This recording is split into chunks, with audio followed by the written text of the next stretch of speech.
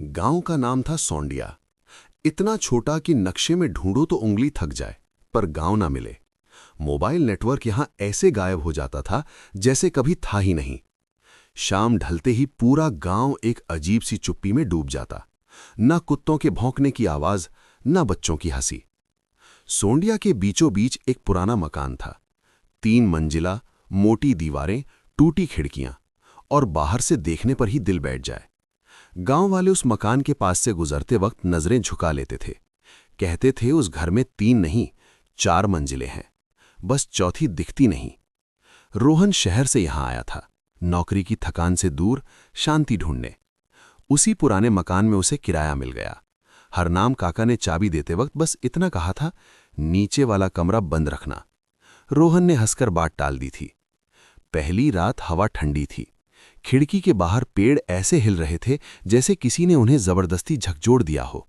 रात लगभग 2 बजे रोहन की नींद टूटी। नीचे से आवाज आ रही थी, ठक ठक ठक, जैसे कोई अंदर से दरवाजा खटखटा रहा हो। उसने खुद को समझाया कि पुराना घर है, लकड़ी की आवाज होगी। लेकिन आवाज रुकी नहीं। उसमें अब बेचैनी थी, जैसे कोई जल्दी में हो। अगली सुबह रोहन नीचे गया। सीढ़ियां उतरते ही हवा अचानक बर्फ जैसी ठंडी हो गई। नीचे वाले कमरे का दरवाजा अंदर से बंद था। उस पर नाखूनों के निशान थे, गहरे, लंबे, जैसे किसी ने पूरी ताकत से बाहर निकलने की कोशिश की हो। रोहन का दिल जोर से धड़का। गांव वालों से पूछने पर कोई खुलकर कुछ नहीं बोला। एक औरत ने बस इतना कहा, वो कमरा ऊपर नहीं है, वो नीचे है, जमीन के नीचे। दूसरी रात आवाज फिर आई। इस बार खटखट नहीं, किसी ने उसका नाम लिया, रोहन। आवाज बिल्कुल उसकी मां जैसी थी। दरवाजा खोल दो। रोहन पसीने में भीग गया। उसकी मां तो शहर में थी। नीचे वाले कमरे से फिर आवाज आई, इस बार रोने की। अगले दिन हरनाम काका खुद आए। रोहन ने सब बताया। काका चुपचाप जमीन पर बैठ गए। बोले, 25 साल पहले इस घर में एक परिवार रहता था। उनका बेटा नीचे वाले कमरे में खेलते खेलते गायब हो गया। 3 दिन बाद आवाजें आने लगी। चौथे दिन मां ने खुद को उसी कमरे में बंद कर लिया। 5वें दिन घर में कोई इंसान नहीं बचा, सिर्फ आवाजें। तीसरी रात दरवाजा खुद खुल गया।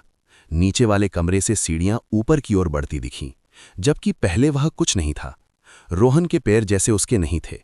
वो नीचे उतरता चला गया। वह कमरा नहीं था, एक सुरंग थी। दीवारों से हाथ निकल रहे थे। सब एक साथ बोल रहे थे, हमें अकेला मत छोड़ो। सुरंग के आखिर में एक आईना था। आईने में रोहन नहीं था, एक और आदमी था, चेहरे पर मिट्टी जमी हुई। उसने कहा, अब मेरी बारी खत्म हुई। अगली सुबह गांव वाले आए। घर का दरवाजा खुला था। अंदर हरनाम काका का शव पड़ा था। नीचे वाले कमरे से अब 2 आवाजें आ रही थीं। आज भी सोंडिया में वो घर किराए पर दिया जाता है, और अगर रात में जमीन के नीचे से कोई आवाज आए तो दरवाजा मत खोलना, क्योंकि वहां कोई बाहर नहीं आना चाहता। वो बस आपको अंदर बुला रहा है।